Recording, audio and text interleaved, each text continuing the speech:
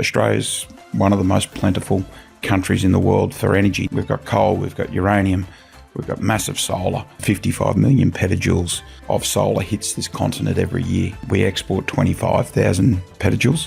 So we've got more than enough to be energy sufficient and have energy security and sovereignty, whereas we import roughly 85 to 90% of our diesel to the country, and we don't have the refining capacity here anymore. What we're doing is looking at how do we bring that control and that security back to our nation. We need to look at how do we become energy sovereign.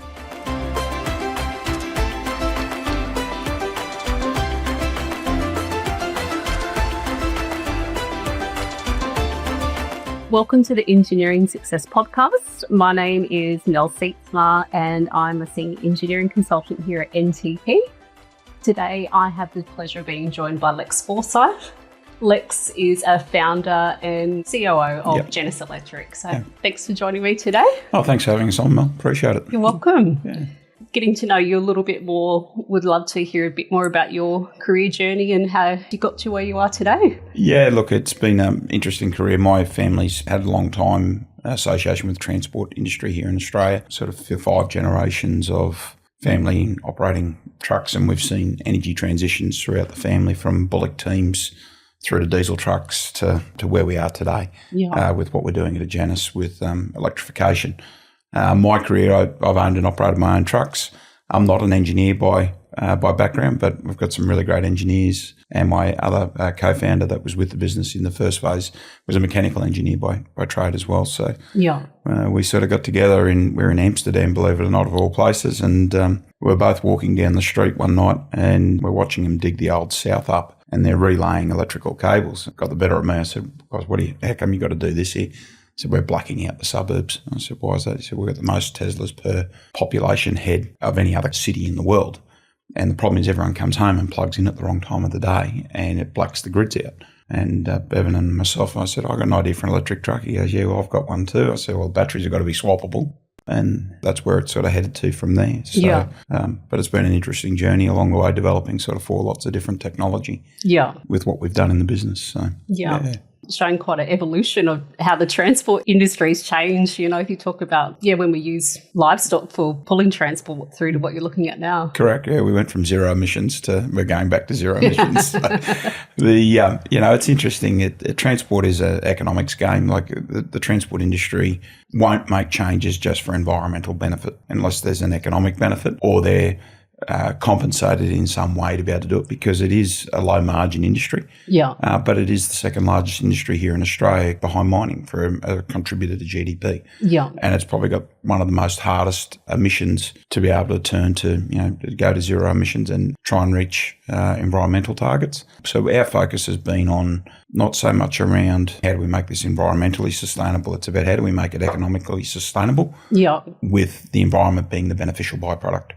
So it's not the whole focus of the business. It's how do you get to the goal by incentivising people to change. Which we can, I guess, touch a little bit more on those cost benefits in a minute. Keen though, I guess in that early career, had there been some, obviously it was a family business, but were there some mentors along the way that kind of went, this is the path I'm taking? My mother and father were great mentors for me because they were very successful entrepreneurs in their own journey, and we worked within the family business. So reading balance sheets and P&Ls from the age of 13, you get to see a lot more of how a business works and how it economically comes together. But then also with vision and leadership and seeing that sort of style.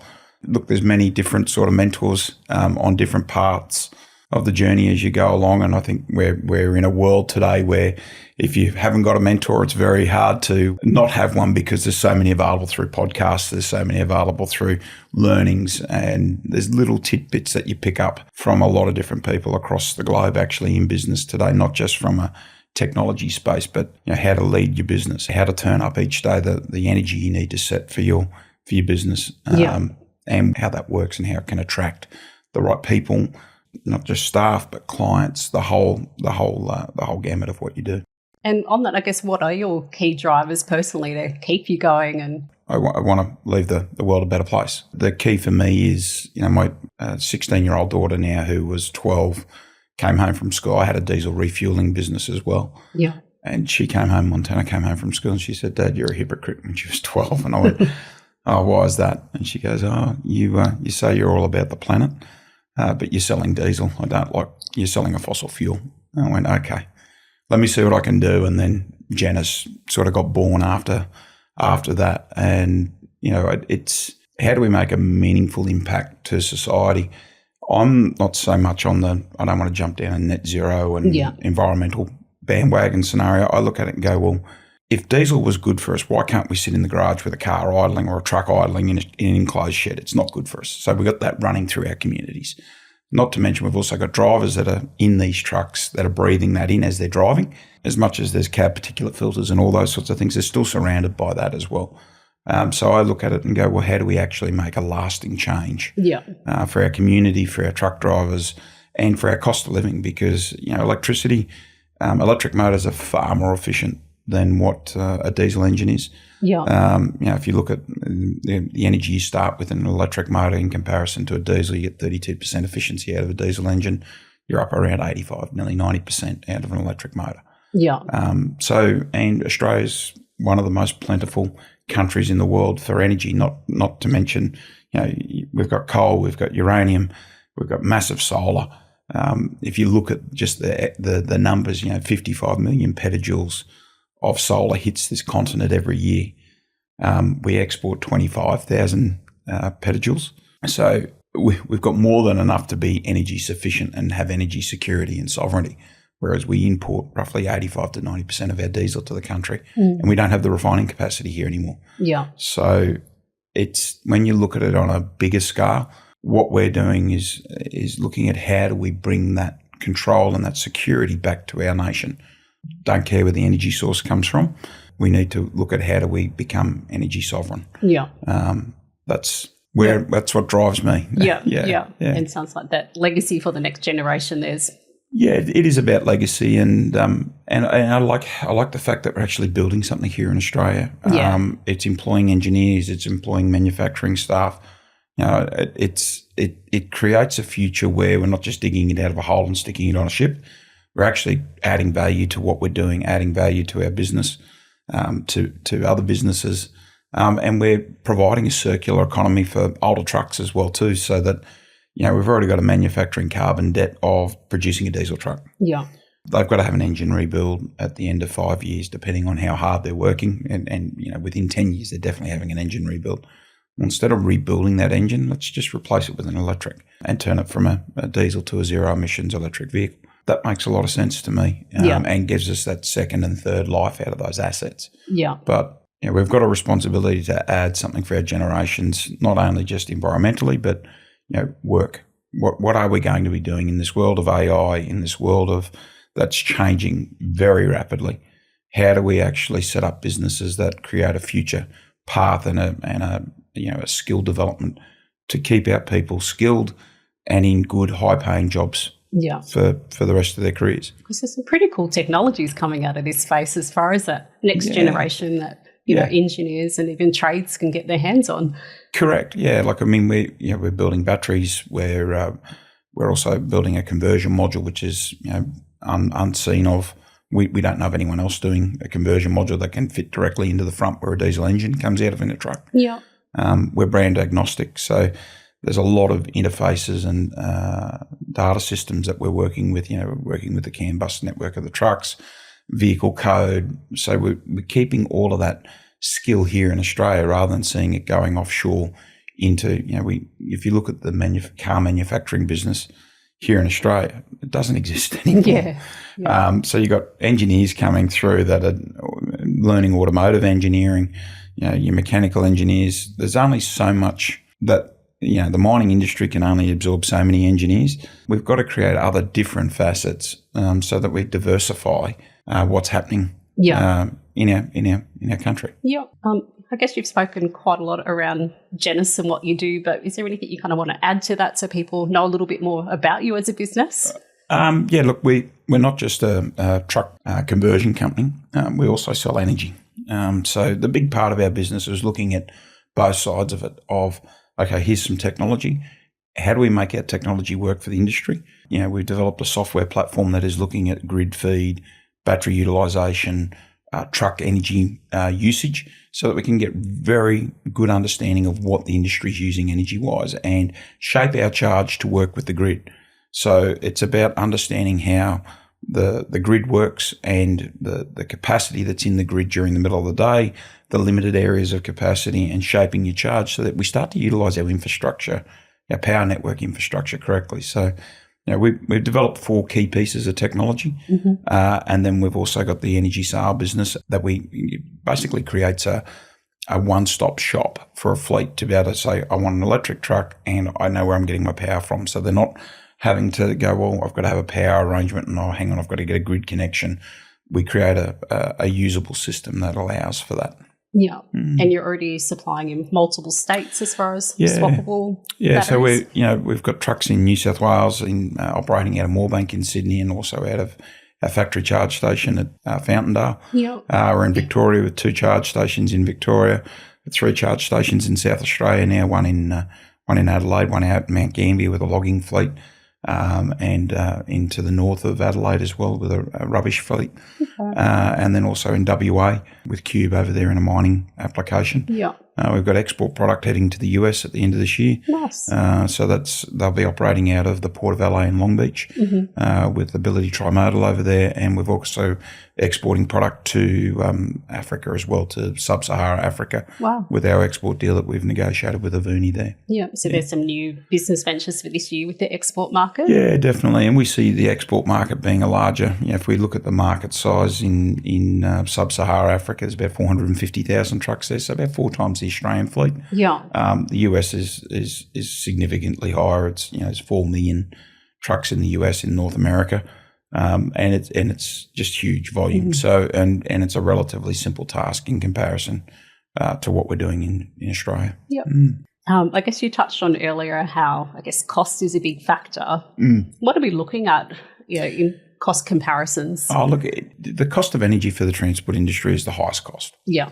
Maintenance plays a part, and drivers. So the first 3 biggest costs are your drivers, typically your highest cost, then your fuel, then your maintenance. So when you're looking at a B-double diesel prime mover operating down the road, you get about 1.8 kilometres to the litre of diesel. So if you just take rudimentary numbers, you're looking at about an operating cost of about anywhere between 80 to 90 cents a kilometre just for fuel. Yeah. With an electric, we're using about 2.5 kilowatt hours per kilometre with a B-double. So depending on what your source energy electricity is and your source cost, on the lower end, you're 25, 30 cents a kilometre to sort of 50 to 60, depending on where you're buying your energy from at the time.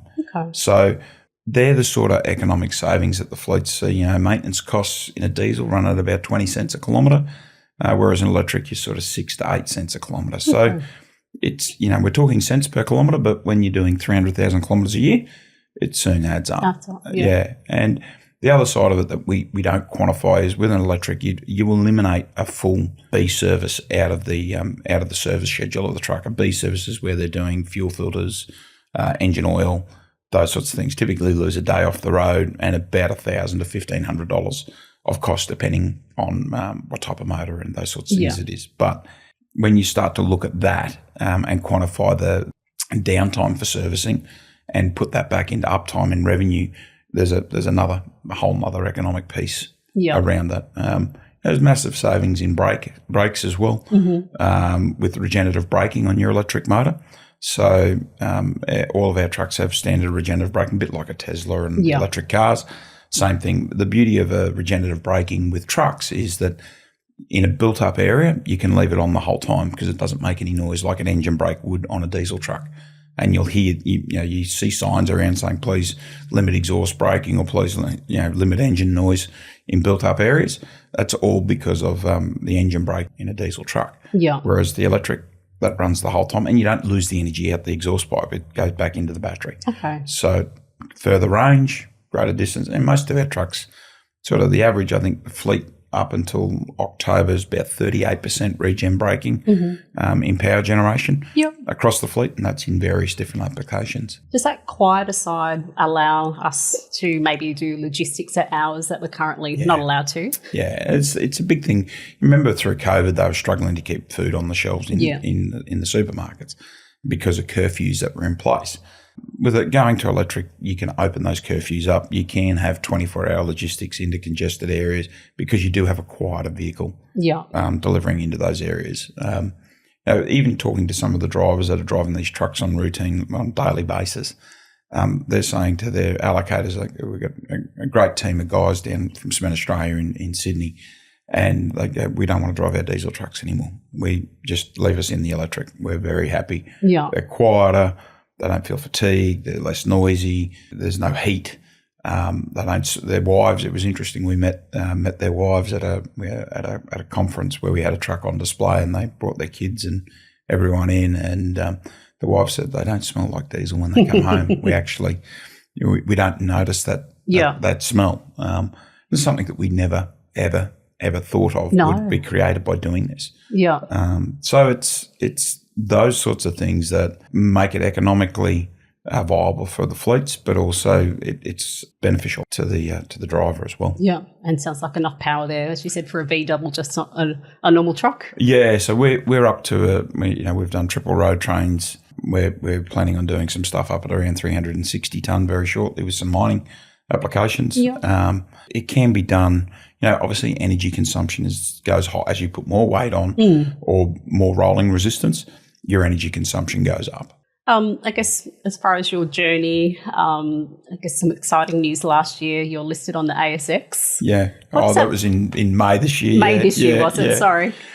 Getting my dates confused. Yeah, it does feel like this year's gone very quick. I felt like we've lived 2 years in this 1 year. So, yeah. What does that mean for you guys as a business? Oh, look, it means that, the biggest challenge here in Australia is to raise capital into any business. Australia's not a great place to start a technology business. What being listed has done has been able to open us up to other forms of capital to come into the business and to help scale and grow the business. Yeah. It comes with its challenges as well along the way. It's not easy. Nothing that's worthwhile doing is ever easy. Yeah. So if a young person was to say, I'm going to start a business in Australia, look at what your idea is first. I heard a saying the other day, a person said, if someone tells you your idea is crazy, that might be good enough to succeed. Yeah. So, we had a lot of naysayers at the beginning as well too, going, you guys, this has not been done. Like this, who else is doing this anywhere else in the world? And I said, what's that got to do with it? Like, it's a good idea. It makes sense. It helps fix all of the issues around what our grid infrastructure can handle. It creates a demand for renewable energy during the middle of the day when there's massive a dip in the power demand curve. So this makes sense, and you're not parking an asset to wait for it to charge. Yeah. A lot of people talk about fast charging, megawatt charging. Okay, yeah, guys, that's great. How do you scale that? I said we don't have the infrastructure to be able to handle mass scale megawatt charging. Yes, you can charge a truck in less than an hour. That's fantastic. Where are you going to get the power feed to be able to run that charger at that capacity? We've got shortages of power, and then what does that do to your demand costs? So the key point out of that is you've got to look at the whole part of the puzzle. You can't just go, I'm going to create a new bit of technology and don't care how you're going to use it, you're going to make it work. We've approached it from how do we make our technology work for the industry, not the industry work for our technology. Yeah. And that's the reason why we've chosen the path. We were agnostic to all different types of energy at the start, but we couldn't get it economically to stack up. So we said, well, the economics don't work. You've got to change the thought process. Yeah. I guess you touched a little bit there around raising capital. Yeah. That being a big challenge of a startup. How's Janus stood out from the crowd to kind of raise capital along the way? I think you got to really know what your product is, what your market is. Going in there with a fancy PowerPoint presentation doesn't get investors excited. You've got to have a vision. You've got to be able to communicate what that vision is, and you've got to have clients that are there ready to come along on the journey with you as well too. Yeah. That's probably what stood out for Janus is that we were doing something unique. Economically, it made sense for the industry. So when you can start to explain that to an investor, that it actually we're not just trying to be clean and green. We're trying to make this economically sustainable as well. All of a sudden, the investor goes, "Well, hang on, this actually makes sense." Yeah. And the other side of it is keep it simple in the approach. work out what the key messages are from your pitch Yeah. and keep it really clean and clear for the investor. Don't overcomplicate it in the technology side of it, because you can get very excited about what the technology is, but doesn't mean the investor understands what you're doing. If they can understand what the business concept is, how it commercializes, how it scales, they're the important things to be able to demonstrate and communicate. Yeah. And I guess if you're kind of giving some advice to other startups, is there anything else that we haven't touched on in that area? Don't give in. Never give in. Yeah. It's just, we've had setbacks. You can see some of our setbacks publicly through technology failures. Yeah. Just if you believe in it, make sure you believe in it first. Believe in yourself. Believe in what you're doing. The rest will come into line. Yeah. That's the biggest thing. Is too many people get disheartened. Like we went to, I'm going to say, close to nearly 450 investment groups across Australia trying to raise capital. Yeah. We got told everything from it's too soon, it's too late, it's not for us, we don't understand it. And so you understand as you go along that journey, you just can't give in. It's as simple as that. And you'll make it. If you believe in it enough, you'll make it. Yeah. And that's the big thing, just continually believe. I guess in the market at the moment, there's quite a lot of misconceptions around EVs. Yeah. What are some of the, I guess, do some myth busting for us? Oh, yeah. Well, look, I've had people ask me when the battery runs down to empty, does the truck get lighter because they're used to diesel fuel? No, it stays the same weight. Yeah, a lot of people, like, there was politically, it won't pull a boat, it won't pull a caravan. Okay, well, we're pulling a triple road train at 165 tonne. They work. Yeah. I think there's always that skepticism around new technology. Mm. I'm sure if I went back to my great-great-grandfather who had a bullock team carting timber and he saw the first guy with a diesel truck, I'm sure there probably would have been some skepticism towards the diesel truck. Yeah. Where are you going to get the fuel? What happens if you run out of fuel beside the highway? At least the bullocks can still keep walking, or they have a drink of water and they keep moving. Yeah. It's no different. EVs are on parity, are safer than a combustion engine. If you look at diesel truck fires, there's one here today. Yeah. On the Pacific Highway that's got traffic backed up for miles, and that has been systemic from we've increased exhaust temperatures to deal with pollutants that are coming out of a diesel truck. You're trying to fix the NOx and SOx that are coming out the exhaust, and the way they're doing that is by all of a sudden exhaust temperatures are close to nearly 700 degrees. 700 degrees underneath the cab of a truck creates a preheating right through the whole drivetrain of that vehicle. So we're seeing more and more diesel truck fires. Every time there's a failure with an EV, we want to throw it on the news, but every time there's a problem with a diesel or an ICE engine, no one talks about it because it's become normalised. Yeah. So, they're going to have their failures just like any technology will. But you've got to learn from them. How do you make it safer? And you've got a continuous improvement process that you bring through that journey. Yeah. Yeah. It's like Elon Musk said, it was a great rocket crash. We learned a lot. It's the same thing. You learn a lot from your failures. You don't learn much from your successes. That's the key difference in life. And we should celebrate failure as much as we celebrate success. Yeah. Because at least someone's trying. That's the key. Yeah, it's about getting back up again. Well, you just got to pick yourself up and, right, what did we learn? Have transparency. Yeah. These are the changes we've made. This is what we're working on. This is what we've also found. Yeah. How do we improve this? Otherwise, we wouldn't have what we're sitting in the studio here today with beautiful digital cameras, a microphone that can hear us clearly. I'm sure they didn't work the first go every time. And we don't have film in these cameras anymore. They're digitally recorded. So, Kodak is a classic example of not believing in a new technology and not getting on board. And now you look at the Kodak business as left behind. Yeah. And Australia's got the opportunity to, I don't think we're going to be able to get rid of diesel completely out of transport. Like we're not going to go to the cattle carters out at Cloncurry, Curly Cattle, and say, hey, do you want to buy an electric Kenworth to tow a triple road train? But everyone operating in the ports, operating in food distribution in our capital cities, everywhere where we've got high concentrations, this can work for, and particularly on our national highway network, the eastern corridor, the eastern seaboard, has got the highest truck volumes by far between Melbourne and Sydney and Brisbane.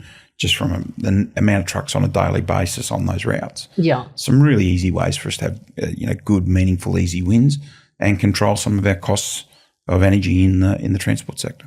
And on that, is there different legislations between the states? They've sort of sorted that out. There was, early in the journey that was there. That is a challenging piece to this.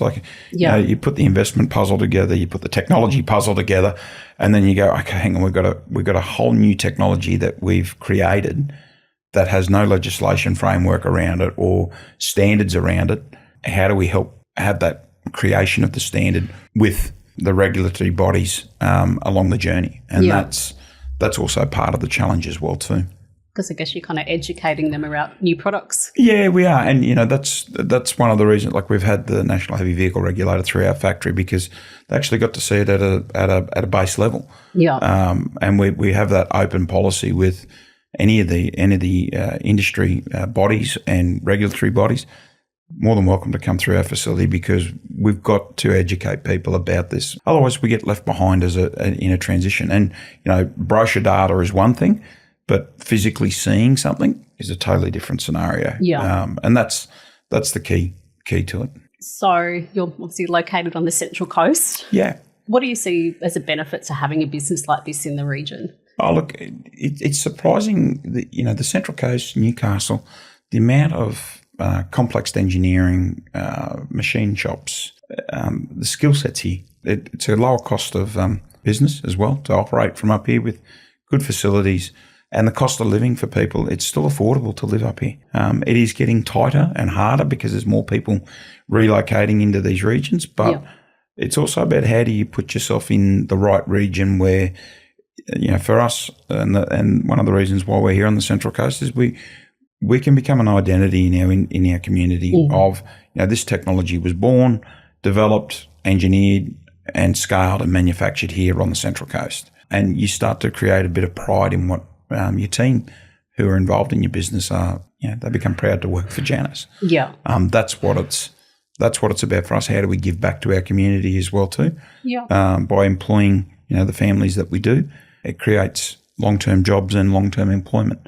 Now, I think we've got to look at how do we get a little bit more regional in the way that we approach business, where we locate different areas, purely because our capital cities are becoming so congested as well too. Yeah. And there's a high cost of having a business in Sydney or high cost of being in Brisbane. They're just too congested. Yeah. And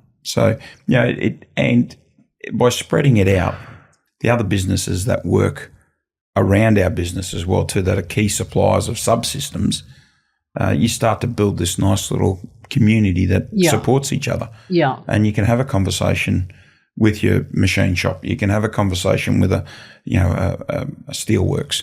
Those sorts of things are really valuable for us as a business. Yeah. I think the other side too is the university up here at Newcastle creates some great candidates. Yeah. That's the other piece is how do we have that graduate program that brings graduates that they don't have to relocate. They're not moving away from their families. They can have a great career here. Yeah. On the Central Coast. Yeah, there's some great electronic mechatronics students that come out of there. Super smart kids. Oh, we've had some excellent mechatronics young guys that have come out of the uni. Yeah. And they're bright. They're really bright. Yeah. And we want to see roles for them. And the beauty of it is we're not just limited to one technology in Janus. They can play with charging infrastructure, batteries, trucks, software. There's a whole gamut of what they get to be able to do. Yeah. And on that, have you guys released a couple of new products this year? Yeah, we've got the new generation of our battery, and we've got a new battery that we're developing at the moment, the JB650, and we're just about to start to release our Flex JCM 540, which essentially now will fit in close to 100% of all Class 8 trucks around the world. Okay. So anything that's got a 13-litre diesel engine in it, our e-powertrain will fit in that. So we've got new developments happening in our software code and our automotive our vehicle coding as well too. So it's continuous improvement as we grow the business. So lots for young engineers to get excited about. Oh, lots. Yeah. And it's nice that they can, as you touched on before, not just the traditional industries, but getting involved in some new industries there as well. And look, we try to get our engineers to get their hands dirty as well too. Yeah. So not be stuck behind a computer designing and engineering continuously, but also get out and see what they're designing from a manufacturing and a production standpoint as well too, because I think we've got to get more rounded engineers. Yeah. It's always been a challenge, the disconnect between engineering and production, for example. It's a continuous thing that I think a lot of businesses face. And we look at it and go, you know what, we've got to build that process and have rounded engineers that look at their design and their skill of what they're doing, see how it applies in the real world, because it helps them shape and become even better engineers than what they are. Yeah. By being able to see both sides of what they're creating. And the same for our production stuff. We get them involved with some of the engineering so that they can see the complexity of what's happening in the background that generates that drawing or generates that vehicle code, so that they get a good understanding of the skill sets that are there. And I think, I keep referring to it as the Janus way. Everyone says, "Oh, this is what the textbook says," and I go, "Yeah, okay, that's great. Well, when we've done it this way before, it disproved what the textbook said," and they go, "Oh, guys, we've got to get the blend right." Yeah. It's how do we give that real world feel to engineering and production teams, so that you get a way that you create your product, and particularly when you're developing new technology as well too. Yeah. And I think that learning curve, it has to be a lot faster if you can see something you design and then the other side, as opposed to just designing and never really working the areas or, things that need to be tweaked. And sometimes you just got to build the first one. Yeah. And learn what you don't know. When I look at when we first started, we built the first prototype in 4 months, from concept to design to build. And, was it perfect? Was it industrial? Yeah, it was industrial. Far from perfect. Yeah. But it was, okay, this actually can work. What haven't we seen? How do we scale this? What changes do we need to make to make this really work? The big thing from that side of things is, sometimes you just got to build it as well. Yeah. You can get caught in an engineering spiral. It's one of the things you've got to be able to pull. If I could suggest anything to an engineer, sometimes you just got to stop. Perfection is unachievable. Yeah. Because when you get it, you're also looking for the next piece of it. So you've got to get a product to market that's safe, efficient, reliable, and then you refine. Yeah. Yeah. Because I guess you've got to get it commercialised. Yeah, and that's one thing. Like the investment community here in Australia don't want to hear we're still developing the design and we haven't got a commercialised product yet. They want to see something that is commercial, that they can see that there's going to be a revenue path from. That's the big thing. I still think the governments have a role to play in some of this stuff as well too. If they actually are truly serious about manufacturing in Australia, we need to look at what is the smart industries we want to be in? Where do we want to put the investment in? You've got to have a 1 in 5 or a 1 in 10 success story that, you got to back 5. You might get 1 or 2 that are superstars that'll pay for the next 5, 10, 15, 20 that get backed. You might have 1 or 2 that just wash their face, and you'll have a couple of failures. Yeah. And we've got to be okay with the failures. The challenge that I think in the investment community is, but they're judged on a quarterly basis. Mm-hmm. So they can't have failures on their, our super funds, our investment and VC funds are judged on their quarterly performances. Yeah. So they don't want, they're there for the upside, not the downsides. Yeah. Yeah. Yeah. Wow. It's a tough gig for startups, isn't it? It is hard. It's not impossible. Yeah. I think, the level of difficulty that it has sorts out whether or not you've got a good idea. Yeah. It's pretty bluntly, it sorts it out. Yeah. Not every idea is a great idea, but sometimes you got to get the gold somewhere. Yeah. Yeah. And talking about, I guess, net zero kind of, manufacturing industries, where do you see the industries and, I guess, that space in the next 5 to 10 years?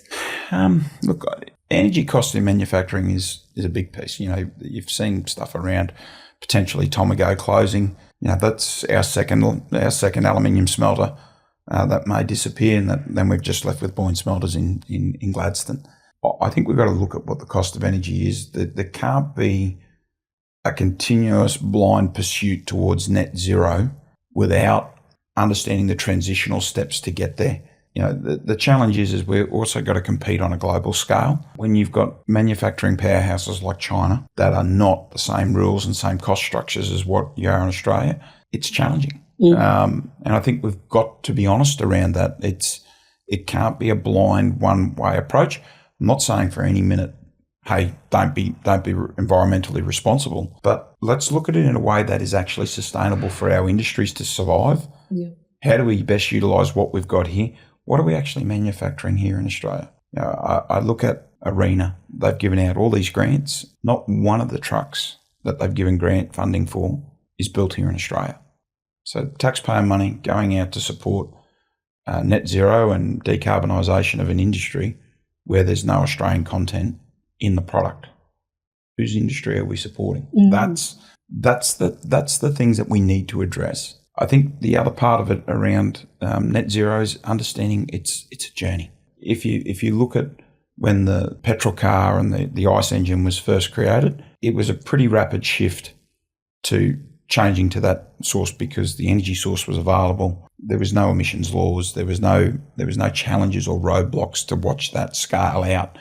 But the technology it was coming from to what it was becoming to where it was going was not that great. It was very convenient for people to not have to get on a horse. Yeah. They could jump in their car and it'd start when they wanted. They didn't have to go and catch it, feed it, make sure it didn't get hurt. We're in an industry now where we've got substantial infrastructure that has been deployed for an industry for nearly over 100 years in diesel and petrol. And we're comparing our power stations. I think the last time we built a power station in Australia was 20 years ago. Yeah.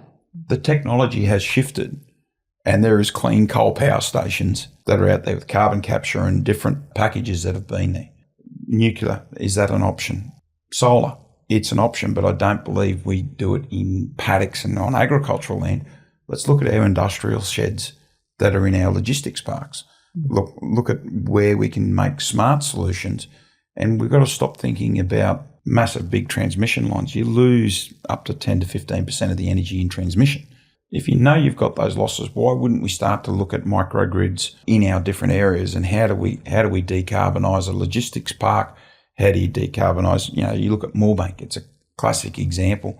They can produce, I think it's 55 megawatts of solar a day. The park consumes about 25 of it. Mm-hmm. They can only put 5 of it into the grid. Yeah, okay. So they've got an imbalance of about 20 megawatts there a day. They haven't got a home for because they can't export it to the grid because the grid's already going, can't take anymore. So there's fundamental solutions that we've got to change and look at it differently and go, okay, we may not get to net zero by 2030, but by 2050, it's a different conversation. Yeah. You can transition. The other thing we've got to look at is what do we do with this mining industry? You get the largest coal port in the world here in Newcastle. Yeah. What happens with all that infrastructure if we stop utilising or stop exporting coal? I mean, there'll always be coal needed for steel manufacturing and those sorts of things. There's a lot of coal goes out of here for power generation as well too, because it is an affordable source of energy. Lots of food for thought. It's not rocket science, but you've got to start to think about when do we put our interests as a nation first and go, how do we actually bring the cost of power down? And we've got to remove the subsidies for renewables out of our power bills. Now, not many people realise that we pay an LREC and an SREC, which is your large generation REC, which is about $45 a megawatt hour or 4.5 cents a kilowatt hour on your power bill to subsidise solar. Yeah. You also pay the same, a smaller one for the small one, which is for the little ones that go on the houses, and everyone's gone, I'll get it because I get a government rebate. Well, it's being funded in your power bill. Mm-hmm. So when you look at it there and you watch what happens in the power trading, you've got the traditional power generation has not got the same subsidies. So during the day, the renewables are using their subsidy they get paid to compete against the normal traditional generation. So it's a race that this whole idea of a negative power price is not sustainable on any means. So it's interesting in different parts of the world you can get a fixed power price for 5 to 10 years because they look at it and go, okay, well, the generation, we need this. Yeah. This is what you sign up for. and you get that fixed power price, and we're talking sub 10 cents a kilowatt hour. And that's a mixture of renewable, fossil fuel, nuclear, hydro. It's a real mix of all the different energy. There's no reason why we can't do that here in Australia. Is that similar to the power purchase agreements, or is that a little bit different? It's like a power purchase agreement. Yeah. But, we looked at some manufacturing locations in the US, and the local county is in charge of the power generation for the region. Yeah. And they said, if you move here, we'll give you 8 cents a kilowatt hour for 10 years. That's your fixed power price. Yeah.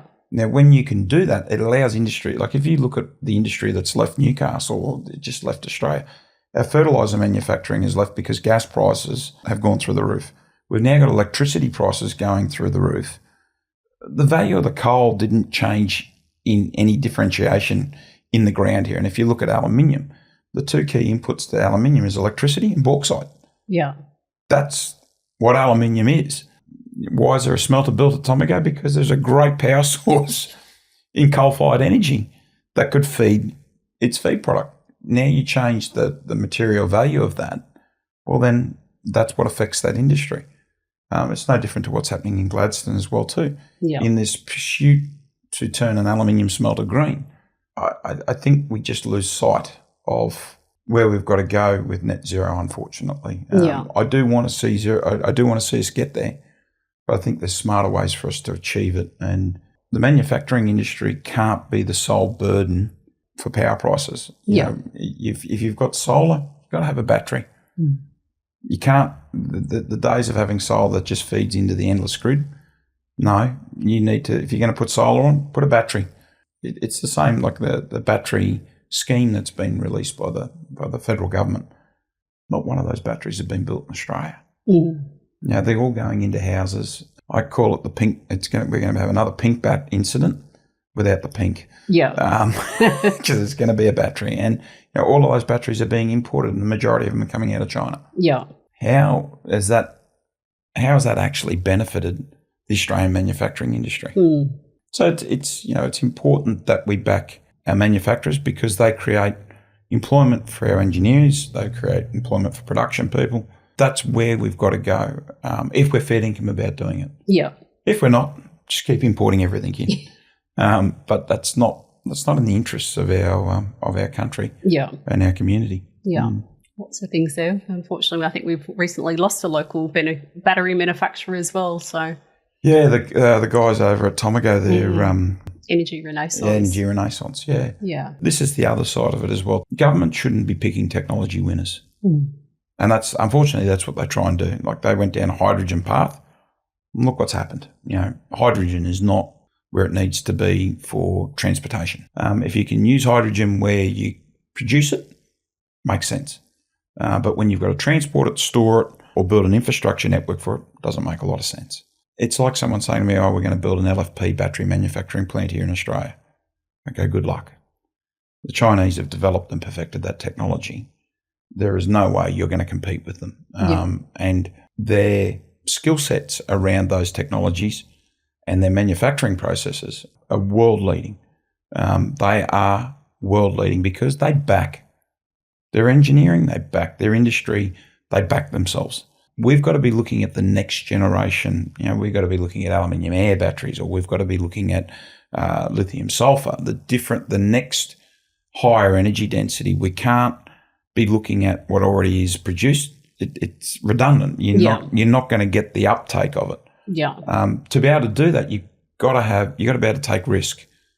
Someone's got to come along and say, you know what, that sounds like a really great idea. Is it commercialised yet? No, it's not. How do we get the commercialisation risk out of it? That's where government plays a part. Yeah. So that then your other investor can then come in and go, okay, well, the commercial risk's been removed. Now we'll take on the scale risk. Yeah. And it's that journey that technology's got to take if we really are serious about a manufacturing industry. It'd be like someone coming and saying, how about we go back to building HQ Holdens? Let's start that plant up again. Let's build a HQ Holden and we'll build Ford Falcons again. You just can't do that. Yeah. That's the same with LFP batteries. Yeah. Energy Renaissance weren't able to make cells here, but they were planning to. But this is the unfortunate part about it. And great idea, great concept, But the other side of it is when we want to create certain new products here, got to make sure you got the testing facilities here for them as well too. Yeah. If you want to be able to have them, if you want to make them compete with overseas product that has the whole infrastructure built behind it, you got to replicate that. If you don't replicate it, yeah, because you've got to have all the quality assurance side, don't you? Yeah, the quality assurance, the testing facilities, the capabilities, all of that needs to be thought of. It can't be just, well, this is what we want to do. You've got to go, okay, well, what's the ecosystem that needs to be around that to support it, and then what's the next evolution of that ecosystem? So if we do want to build battery cells here, how do we make sure we've got a market here for it? Because we're not going to compete on an offshore market with Chinese battery manufacturing. Like that's the hard part. Like there's 4 times the world's capacity of production in place and under construction in China to meet the demand. Yeah. Building cells is not really a smart idea here in Australia, unfortunately. Yeah. And there's commercial realities around that. But good smart form factors that use a high quality cell. Energy Renaissance would have been a brilliant business to assemble home battery packs here. Makes a lot of sense. Yeah. To build our battery for us makes a lot of sense. But these are the challenges, unfortunately. Yeah. Yeah. Looking at you guys as far as awards, and I've got a few listed here. Yeah. So you've won some of these are a mouthful actually, the AFR Sustainability Leaders 2025 Award. Yep. So that's where you work in the logistics and transport sector. You won the Outstanding Startup Award at the 2023 Hunter Manufacturing Awards. Yeah. That was for your battery exchange technology. Yes. And then most recently, well, not recently because AFR was, but the most innovative electrical fleet transport solutions provider in 2024 by the Australian Enterprise Awards as well. Yeah, yeah. What's the importance of those awards for a business? I think it's good it creates a bit of external recognition for your team. Yeah. We don't do it to win awards, but it's nice to see that what we're doing is making a difference. It's nice to see recognition from external parties to go, you know what, actually what you guys are doing is on the right track. Yeah. But I think it's, even we've had some of our apprentices we're finalists in some of the different award categories, purely because it gives them that greater incentive to put in more because they're getting that validation. I think it's a good thing it's a good thing for your business to be involved in some of those award ceremonies. Yeah. Because it also puts you in a room with like-minded people that are also nominating. I think it takes a village to raise a child. Well, it definitely takes a village to raise a manufacturing business, and you got to look at the evolution of your business from startup to, it's no different to a child. Starter to a newborn to toddler to teenager. Yeah. And it comes with all its different elements of pain. Yeah. And joy. Yeah. Along that journey. And, the awards are part of the joy, and it's good to be able to get together and celebrate, but also, be involved in that community, because you don't know who might be able to do something for your business to keep value adding to what you're doing in a community. Yeah. And, you may look offshore for something because it's something that's not done, but then you talk to a manufacturer and you go, hang on, I can do that here. Okay, we'll move that there. Yeah. It's about building that community around you. Yeah. So, and I think the Central Coast there's really been a light shone on there in, the last probably 18 months of the talent that's there in the manufacturing industry as well. Yeah, it is. It is. And, look, there's parts here for the F-35 strike fighter that come out of this region. Yeah. There's some really high tech stuff that comes out of this region, and what we do is reasonably high tech in a way. But it brings a number of different skill sets and disciplines together to be able to create it. And it's great to see that we've got the talent here to be able to do it. Yeah. Yeah.